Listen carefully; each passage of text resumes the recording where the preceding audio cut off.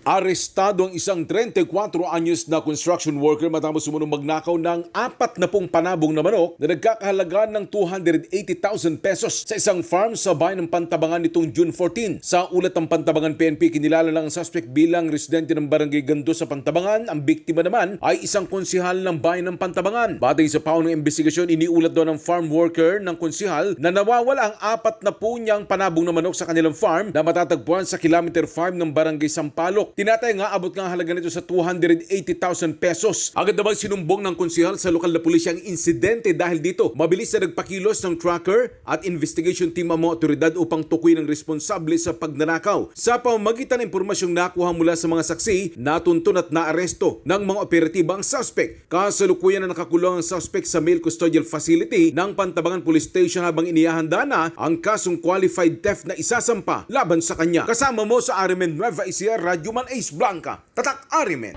RMN Network News.